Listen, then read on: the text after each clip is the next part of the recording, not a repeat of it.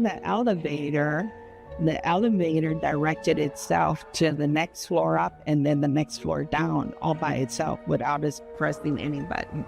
All kinds of stories with hotels as old as this one.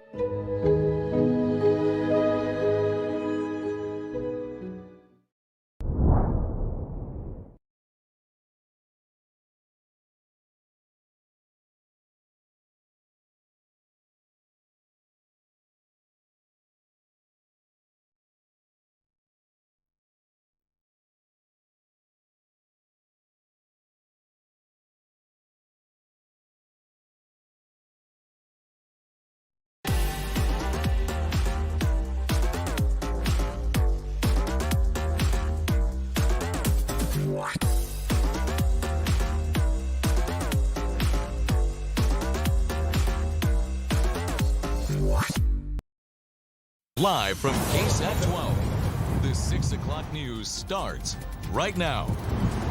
A lot of money and a lot of ads going into this campaign for a new Spurs arena downtown. How much the team is kicking in and what that could mean about how they're confident they are.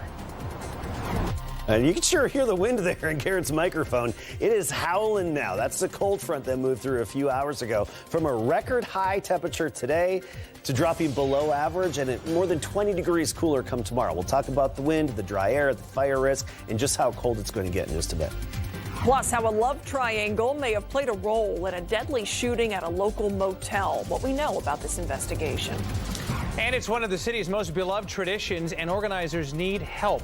We're going to show you how to get involved with this year's Raul Jimenez Thanksgiving dinner. But first, we want to bring you some breaking news just into our newsroom a short time ago. We have learned that the Uvalde CISD has released thousands of more documents related to the Robb Elementary School shooting. More than 45,000 pages to be exact. That includes safety and security meeting notices, personnel files as well. As you can imagine, there was still a lot that we don't know about what is in all of those documents. Our team is in the newsroom right now going through those records as we speak. So you can go to KSAT.com to read more about everything we know so far, and of course we'll continue to update you. All right, as we continue here this evening, we appreciate you joining us. We want to get right to the forecast, Adam, to talk about this fall weather, the cold front in that wind. That's its arrival. What are the temperatures going to change? Oh, it's here. It is here. It has arrived, and temperatures already are dropping noticeably, especially tomorrow morning. But the low point temperature-wise is going to be Thursday morning. We'll get to that in a moment. I want to focus on what you're feeling out there right now and this evening, and that's wind gusts 30 to 35 miles per hour. As we go through the night, we will likely have even higher gusts, I think 40 to 45 miles per hour. And in the hill country, there could be a few, peaks out there along the ridges that could even see some gusts up to 50 miles per hour overnight. So we're looking at very high winds tonight through the day tomorrow and very dry air moving in with that cooler air and the high winds. So we went from 91 this afternoon down to 77 right now. We hit 91. That's a record by 1 degree for the day. Then the cold front hit. We're 77 right now, but Comfort 73, Lost Maples 71. Temperatures are responding to this cold front. But you go up to Lubbock 61, Amarillo 55, Wichita Falls 66. But how about Laredo 97? Huge temperature difference. That's because the front is still working its way southward toward Corpus Christi and Laredo and then Brownsville, typically the last ones to get these cold fronts as they move southward. So temperatures falling quickly this evening. Tomorrow morning, have the hoodie sweatshirt ready to go. The light jacket, 52 here in San Antonio, but some upper 40s in outlying areas. Bulverde 48, Hondo, Sabinal 49, and Gonzales about 52 for the morning temperature. Downright legit jacket weather. Then as we get into Thursday morning, we'll talk about how cold that's going to get, how long this is going to hang around. And we've been fine-tuning the extended forecast with another chance of rain. We'll get into that in just a bit. All righty, sir. Thank you. Well, it's a full court press, a campaign to convince voters to help fund a new downtown arena. It's reporting more than $7 million in contributions. So that is an astronomical amount for a local campaign, according to a political science professor that our Garrett Berger talked to. Garrett joins us now live from the Pearl this evening, where a campaign event is happening right now. So, Garrett, have we seen how they are using all this money? Well, I know I have almost every time I open up my mailbox. These mailers are just from the Win Together campaign. They're supporting both Propositions A and B. Most of the focus has been on B, which is about a new Spurs arena downtown. Now, political consultants tell us mailers like this probably cost less than $1, which this campaign, it sounds like, can definitely afford. Mailers, text, social media, TV. The Win Together campaign is trying hard to sway voters. They've got the dollars to try and do it. What's kind of your one-word description of the amount of money that's in this campaign? Impressive. One could say astronomical. Just over $7 million in reported contributions, most from the Spurs organization itself, whether from writing checks or in-kind donations like polling and advertising services. And the Spurs reported spending another $356,000 apart from the PAC. And I cannot think of, at least in the time I've been here and in previous years in San Antonio, to see so much money spent on a proposition. Prop B is on the county portion of the Spurs arena funding.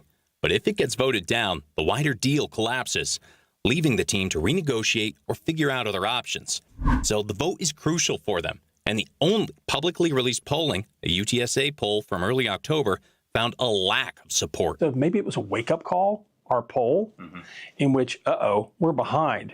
We need to really get it in gear and spend a lot of money to get the information out there, get our side of the story, and get people to basically buy into our side of the story for support.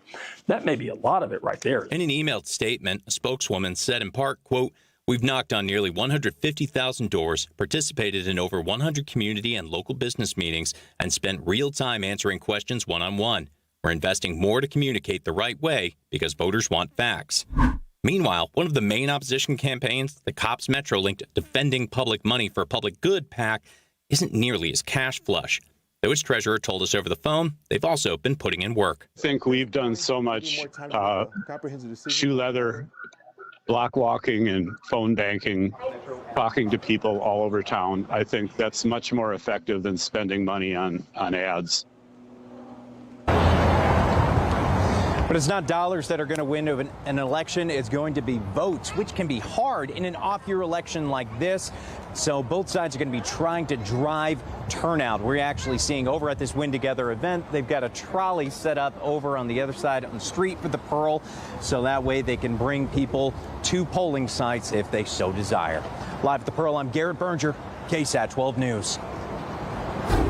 All right, Garrett, thank you. We are just days away from the suspension of SNAP benefits, and a number of families will be looking at other resources, including church food pantries. SNAP stands for the Supplemental Nutrition Assistance Program. It provides a government subsidy to help families buy groceries. On November 1st, the government is suspending that benefit. The food pantry administrator at King of Kings Lutheran Church says that last week, before SNAP benefits stopped, they had to turn away 20 cars. She says it is going to take more donations and volunteers to keep going. It's a matter of faith. You know, we're praying for more volunteers. And of course, if we can increase, we're going to pray for a little more money.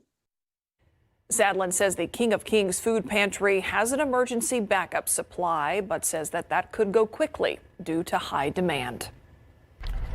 Well, a man is dead tonight as a result of an apparent love triangle. It happened around 8:15 this morning at the Starlight Motel on Fredericksburg Road, not far from Vance Jackson and I-10. So that is where San Antonio police say the man was in an argument with the mother of his children and her new boyfriend. At some point during the fight, the man was shot twice in the chest. He was taken to a hospital where he later died. But we also know 3 people were taken in for questioning, but we still don't know who fired the shots. We also want to remind you, if you or someone you know is in a domestic violence situation right now, please get help. You can scan the QR code on your screen and it will take you to a full list of free resources. It's going to be 8 years probation for the woman who was caught on camera hitting her puppy several times. 23-year-old Havana Miller had accepted a guilty plea back in September after pleading no contest to a third-degree animal cruelty charge. In addition to her probation, a Bexar County judge said Miller must complete 150 hours of community service and pay a $2,000 fine. She also is not allowed to own any pets. Animal Care Services says the 3-month-old poodle that Miller was seen hitting in the video has since been adopted. Also in court today, testimony shed some new light on how SAPD filed a warrant to have 3 former officers arrested. That's after they shot and killed Melissa Perez in her own apartment back in 2023. The defense questioned the lead detective in this case, Ronald Soto. Now, earlier testimony from the medical examiner revealed that Perez had only been hit twice by bullets, despite more than a dozen rounds being fired. The defense also asked Soto if he shared those details when he filed the warrant to have all 3 officers arrested. That's Eleazar Alejandro, Alfred Flores, and Nathaniel Villalobos. When you walked that warrant, when you made your affidavit, did you include in the affidavit that you gave to a magistrate that it was impossible for all 3 of these officers to have committed murder? No, I didn't. You didn't. You didn't tell the magistrate at all that there were only 2 gunshot wounds in Melissa Perez? I did not.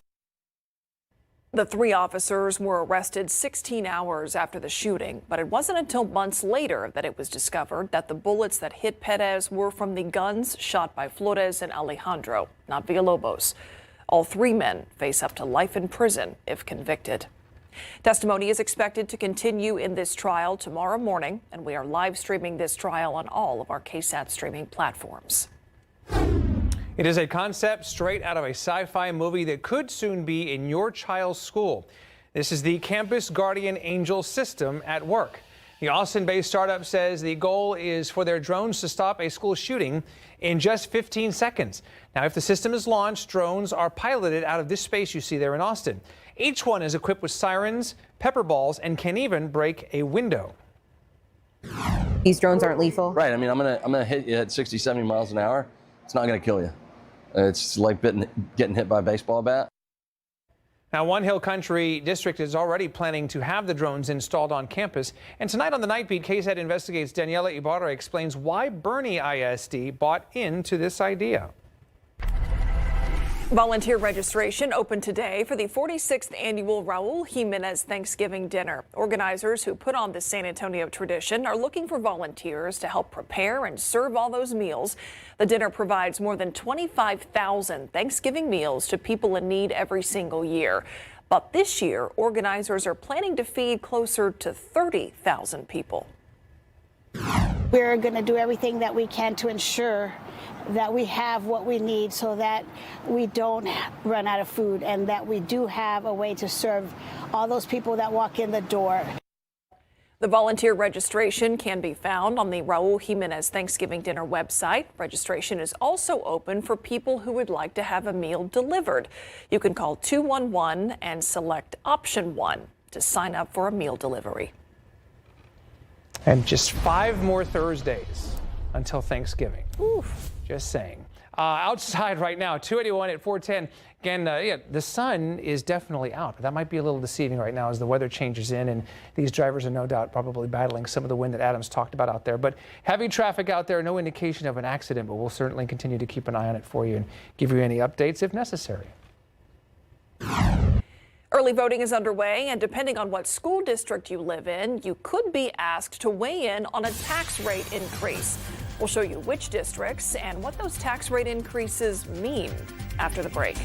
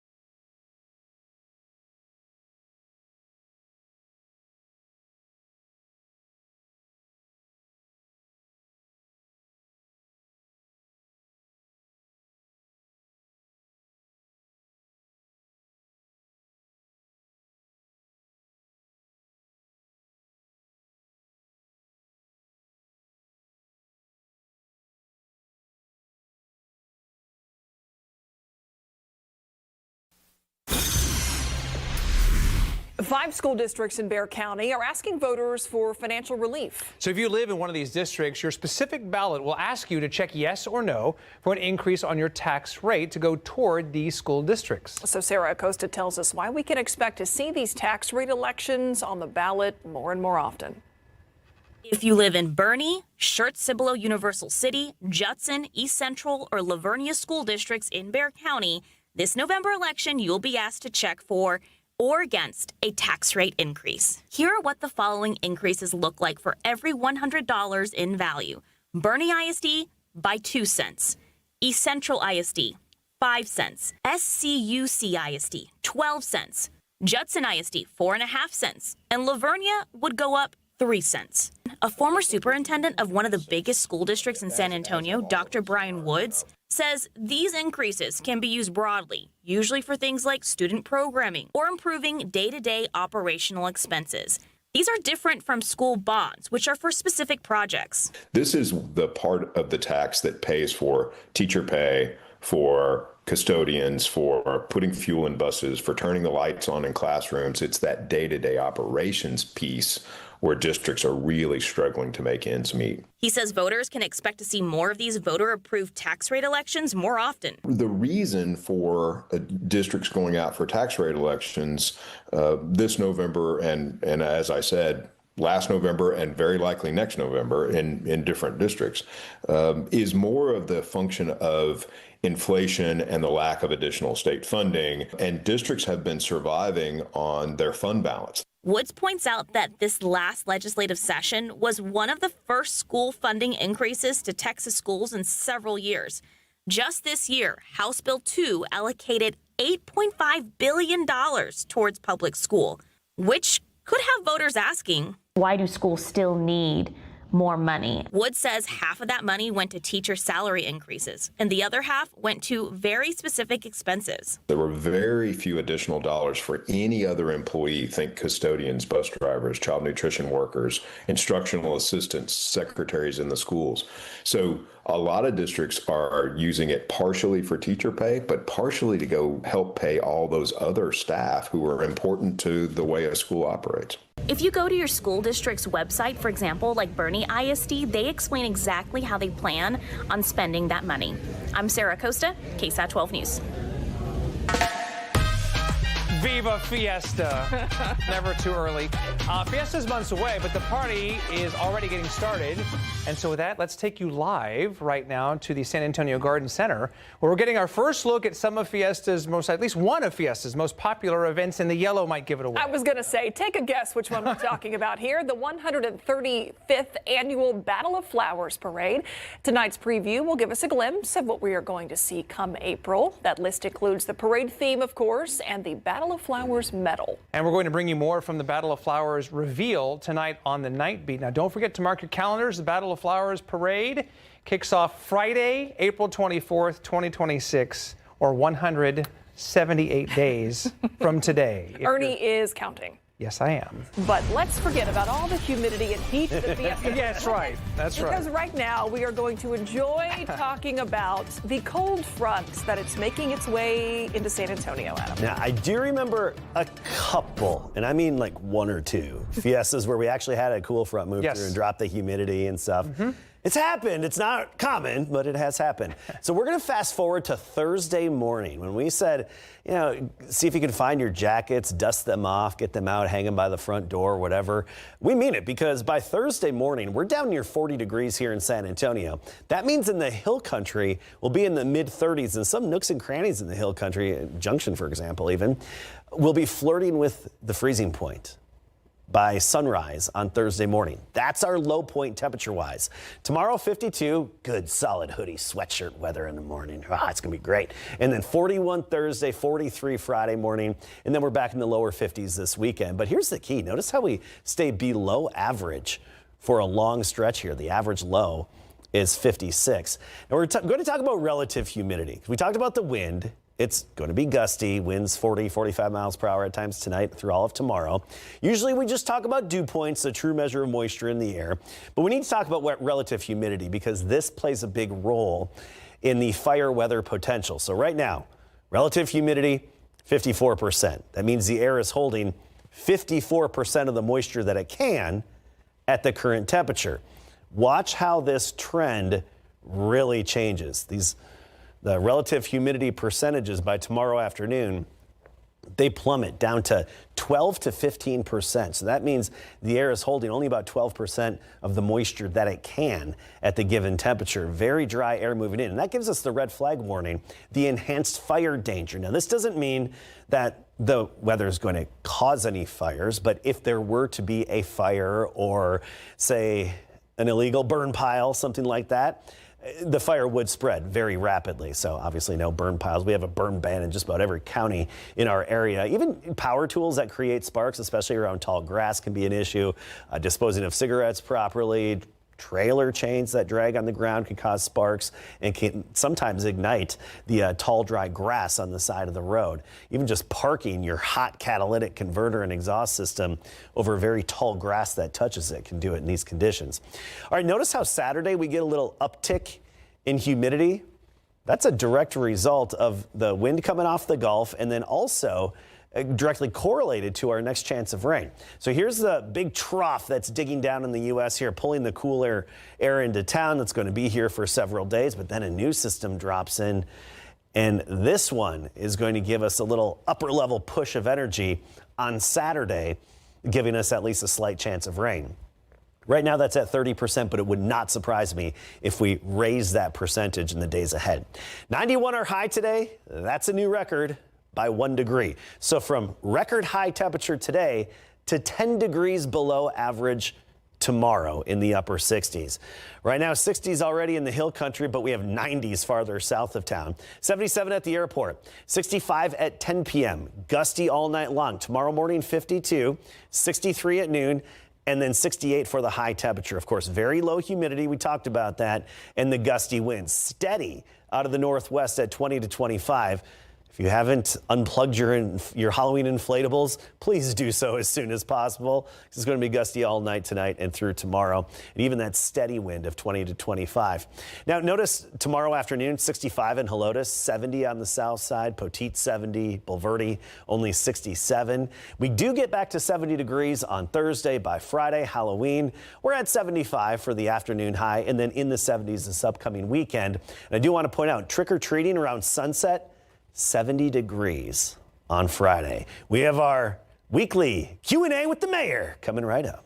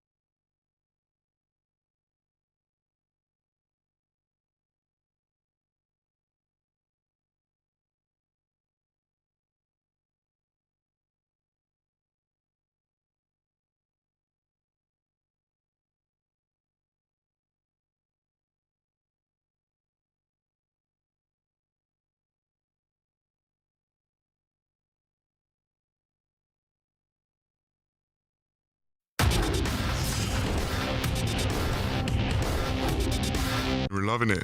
It's we always love playing basketball no matter what, but it's a little bit easier, to go to bed at night when you win. It's easier to come to practice. It's easier to do the hard things. The Spurs have matched their best start to a season, 4-0 for the first time since 2017 in big board sports. Well, the Spurs controlled tempo last night, finishing with just 67 field goal attempts on nearly 60% shooting as a team in a 121-103 takedown of the Toronto Raptors. 6 different Spurs finished in double-figure scoring, led by a combined 46 points from Victor Wembanyama and Stephon Castle. You see the 360 layup right there. Now, this early part of the season is made for overreactions, but what isn't an overreaction is the promise the Spurs are showing in how they've stayed poised through adversity. A part of that stems from trust and the vibes, which Harrison Barnes says are high. They're high. I mean, there's a lot of, I think, off-court chemistry that that has been built over the summer, just, guys hanging out, things like that. And I think that's showing up on the court. I think the connectivity is showing up on the court. And, whether we're 4-0 or 0-4, I just feel like the energy is different. So I think that's just the biggest thing that I've noticed, just in terms of how guys communicate, how guys are connected, in timeouts, on the court, during runs, positive and negative, all those types of things. We love the competition. I'm glad we have them at home and get to compete against the best. That's what we've been preaching all week. It's the best team in the Sun Belt that we played so far, and so we got to make sure we bring it. Hope you're ready for Tuesday night college football. 3-4 Texas State will take on one of the last remaining undefeated teams in the Sun Belt Conference. 6-1 James Madison tonight in San Marcos. Now, despite Texas State's offense ranking first in the Sun Belt in total yards, the Bobcats find themselves still without a conference win. Meanwhile, the Dukes and their Sun Belt best defense enter tonight's game favored by a touchdown. Kickoff is at 7 o'clock. All right, a fun scheduling announcement today. The Rio Grande Valley's FCS college football team, the UTRGV Vaqueros, have scheduled a date with UTSA next season. Now, as far as this week on national television, this Saturday inside of the Alamo Dome, 3-4 UTSA will host the American Conference's second place 6-1 Tulane Green Wave, at 6:30. Now, the Roadrunners are fired up for a chance to get back on track after suffering a 55-17 loss at North Texas. Here's Coach Traylor on the long bye week and his excitement for ESPN Sports Center to be on campus for the game. The longest week and a half in the history of week and a halves. It's been 6 weeks of a bye. Yeah, we're excited about that. Those guys do a super job. And that's why you got to invest in football. The marketing you get, they're going to be on our campus. You're talking about ESPN, where all of us grew up. Every one of us right here grew up addicted to ESPN, or we would not be doing the jobs we do. And for those guys to be on our campus, to show off an amazing city, a great university, wow. We have more on SportsCenter's visit to UTSA on KSAT.com. All right, 18 innings. Last night's Game 3 of the World Series went 18 innings, the second longest World Series game, and it was Freddie Freeman, the hero, walking it off with a solo shot for the Dodgers, which is not the first time for Freddie in the World Series. Now the defending champion Dodgers lead 2-1 in the series as both clubs turn around for Game 4 tonight. I stayed up and watched every single pitch. Oh, to be young again. Yeah, Mary. And I'm feeling good today. Tired, but gotta love baseball. Maybe get a power. Well, I don't know when you get a power nap in here. I don't know. We'll no see. time for that. That's fair enough. All right, Mary. Thanks, Thank you. Okay, coming up next, Mayor Gina Ortiz-Jones right here in the studio with us for our Q&A.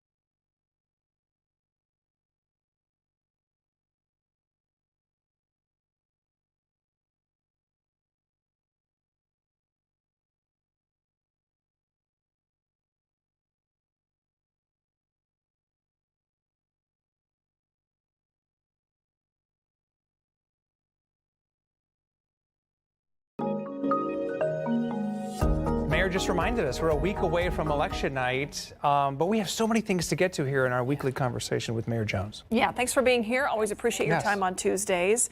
We know that close to 300,000 people in San Antonio are looking at their SNAP benefits being suspended this weekend. We're already dealing with a big military population, a lot of people not sure when their paychecks are coming because of the government shutdown. What is the city looking at in terms of stepping in to help those in need? Yeah. So our figure is 35,000 SNAP recipients. So this is what is great about San Antonio is when there's a need, we come together. So I've spent a good chunk of the day on the phone with some business leaders and saying, hey, we're very concerned about what may happen with again, the freeze, the pause in the benefits. Because even if the government came back up tomorrow or the day after, it's not clear to us that they would necessarily be able to turn that back on that quickly, right? So I'm very thankful to many of the local business leaders that have already, when I asked, have committed to help us with that. And so we're looking largely at helping those SNAP recipients that are seniors. And then largely those that would overlap with the WIC, Women, Infant, Children program, right? So it's about 4,000 folks in this bucket. Let me just frankly give them credit where it's due. Very thankful. Frost Bank has committed 100,000. Spurs have committed 100,000. HEB has done 100,000. USAA, my bank, is showing everybody up with 250K. So this is just something that we have been working on in earnest today. But the intent is, if needed, we'll be able to very quickly buy those HEB food cards for those that are impacted by, again, the freeze and SNAP benefits. And very thankful to those businesses that have already stepped up and would like to and encourage others that would like to be generous in that way to also reach out. Well, it's the end of the month. A lot of SAWS bills and CPS energy bills are due. And you touched on this earlier about just to remind people that as we speak, there are plenty of resources to help people who are having a hard time. And, thankfully, look, San Antonio, we own our utilities. So it's, great to be able to have, I had a call yesterday with Rudy at CPS, who runs CPS, and Robert Puente at SAWS, and say, hey, how can we help folks? And so, if you're a federal worker, military or civil servant impacted by the shutdown, if you're impacted potentially by these SNAP benefits, call them. And they are more than willing to work with you on what is manageable. No one wants anybody, and they've both committed in both of those instances. Similar to COVID, there will not be disconnects, and folks will not go. There won't be collection, right? But it's really important people are proactive. So please call SAWS, call CPS if you're impacted there and need some help. Yeah. At the same time, we have seen a lot of businesses shutting down in our area, especially restaurants lately. There's been seemingly kind of a rash of closures. What does that say to you about just the state of the local economy and especially just smaller businesses in San Antonio? Yeah, I mean, exactly. Some of these kind of names that we have known for a while, and I think it shows what we all know when we go into the grocery store, is that food is more expensive, which means you've got less money in your pocket. You've got less disposable income. And so whether you're talking about the federal shutdown, whether you're talking about DOGE cuts, let's not also forget, some of the labor challenges as a result of some of these immigration policies, tariffs, right? Inflation, all these things are driving up costs, which means the money in our pocket doesn't go as far. So unfortunately, that's kind of what it looks like. You've got less disposable income. Unfortunately, these restaurants are having a really tough time. So, unfortunately, some of this is needless. We really need, our federal government to get back to work. We really need to have smart economic policies that are rooted in things that are going to benefit our country, not hurt it.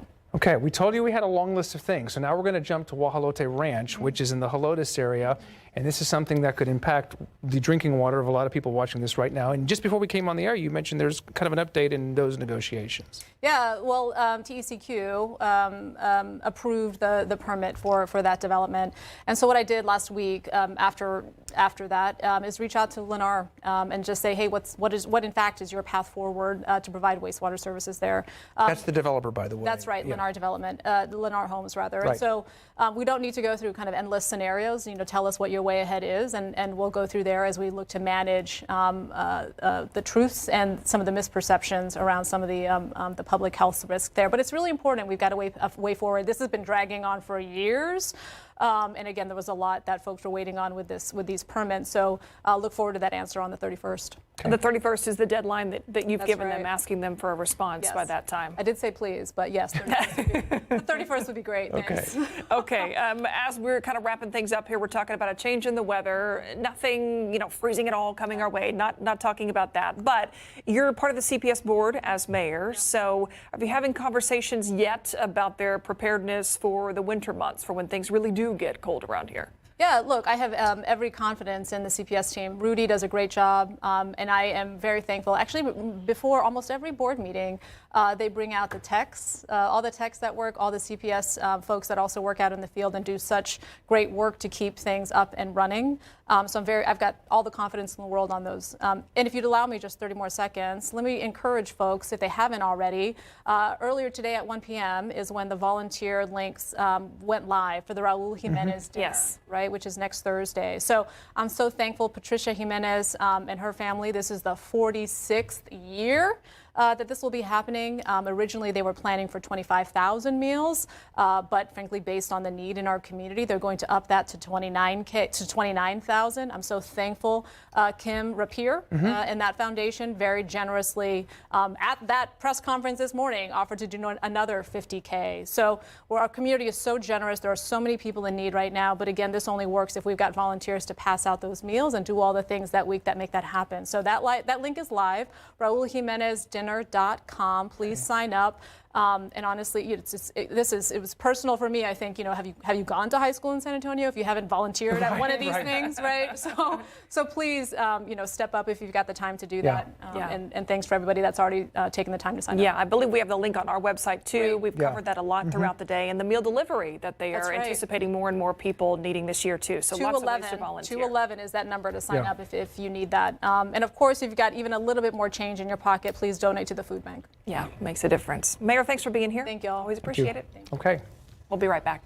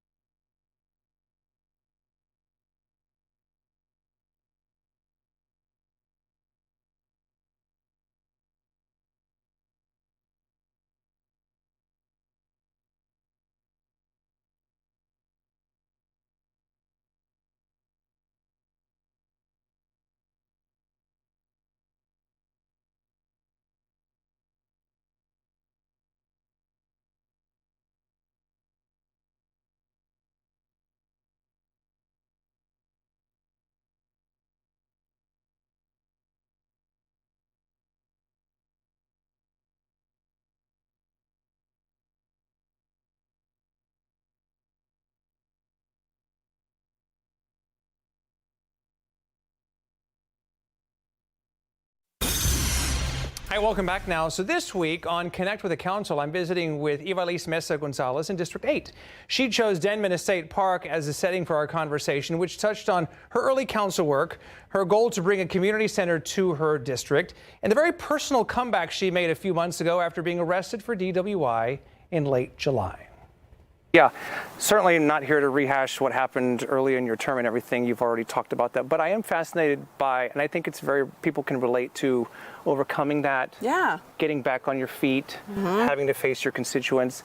How much can you tell me about that process and how you've come out the other end of that? I think it's exactly what you said, right? It's about being accountable, being responsible for decisions, and being honest about that. And so that's the most I can do. That's what the least that they should expect of me. And so we've done that, and feel really good about the conversations I have with HOA presidents, the response I'm getting. So it's great. I mean, in a way, does this work kind of provide a distraction from everything else happening around you? No. I mean, we kind of, you compartmentalize things and just get things done. Yeah. What is top of mind, the biggest thing on your plate right now? For me, it's making sure that our residents know that we're here, right? We're 3 months in, so some people might not even know that they have a new council member, might not know me yet, may not have voted. So just really making sure that we're touching residents, right, with newsletters, emails, HOA meetings, being present so they get to know us. Mesa Gonzalez is no stranger to politics and public service. She most recently served as chief of staff under former Mayor Ron Nirenberg, and her late mother Choco Mesa was a longtime activist and fixture on San Antonio's west side. I've been involved in seen campaigns my entire life. Yeah. And I believe in that there's still good electeds out there and that are working hard, and that's what I want to do. And in the digital age and everything, because obviously your mom, when she was starting, I mean, it's obviously a different time. Yeah, very different. Now they had clipboards and pens. Writing things on paper, and now everything's on your phone. So you were predestined essentially to do these kinds of things. I follow that path, yes. That's a good conversation. Appreciate it. And go to KSAT.com for the full.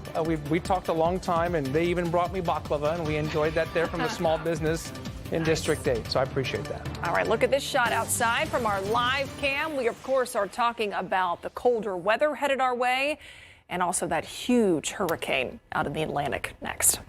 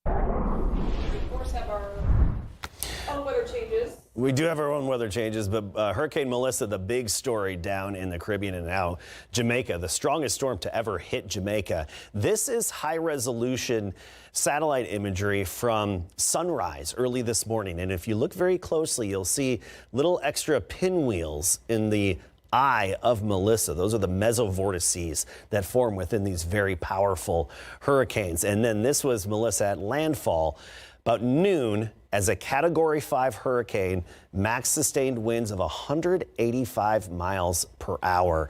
Luckily, that was confined to a small area just outside of the eye, but still, that small area getting slammed. And of course, the heavy rain, the mudslides, the flooding, so much else with this system. Now it's a Category 3. Max wind still 125 miles per hour. This is still a major hurricane as it sets its eyes on eastern Cuba. And right now, the latest from the Hurricane Center is to re-intensify to a Cat 4 shortly before landfall in eastern Cuba, cross over Cuba, then weaken as it impacts some of the Bahamas, and then heading toward Bermuda as a Category 2. So that was a major, major hurricane and the strongest storm on Earth this year, and one of the strongest we've seen in several years in the Atlantic Basin. We've only seen a handful quite so strong with such low central pressure. Winds around here out of the north, gusting to 30, 35 miles per hour. That's going to be the case for a while through the night and all the way through the entire day tomorrow. We'll have those wind gusts, I think at times up to 40 miles per hour. Some of the peaks and the ridges in the hill country could have 50 mile per hour gusts at some of the highest elevations through the night tonight. It's all about the relative humidity. When it comes to the wind and the dry air and the fire danger, relative humidity. Right now, relative humidity, 57%. So the air is holding 57% of the moisture, the water that it can at the current temperature. Those numbers are going to plunge tomorrow. So we'll have much drier air move in. Dew points are going to plummet, and the relative humidity is going to be down in the teens and even lower teens at times. That combined with the high winds gives us the enhanced fire danger. So we have the red flag warning in effect, and basically this means that if there were to be a fire, it would spread very rapidly. And it doesn't take as much to trigger a fire in these conditions. You know, campfire burn piles still not allowed because we have so many burn bans in the area. Power tools that create sparks, cigarettes, make sure you dispose of them properly. Don't drag your trailer chains because they can create sparks, and then the tall, dry grass on the side of the road can ignite quickly. Very dry air up until Saturday. A little uptick in the humidity before it falls off again. And that uptick in the humidity Saturday is going to give us a chance of rain. All the shower activities right up and down the midsection of the country, but north of us. We did have a few downpours farther to the east, just outside of Seguin and in Hallettsville earlier today from the front, but that was quick splash and dash. We're watching this next system drop southward for Saturday. That should push enough upper energy through our area, combined with that little bit of Gulf moisture that's going to uptick, to give us at least the chance of a few showers on Saturday, and then also dry out the air again and give us a reinforcing shot. 95 in Laredo, 53 in Amarillo. Now that's a fall cold front for you. 73 right now in town. By the way, we did have a record high temperature of 91 earlier today. By 8 o'clock, we're at 69. 10 o'clock, we're at 65. Tomorrow morning, we start the day at 52, then only make it to 68 in the afternoon. Very low humidity, still very gusty. Tomorrow, upper 60s to near 70. Then our coolest will be Thursday morning, down in the lower 40s. Be right back in a minute.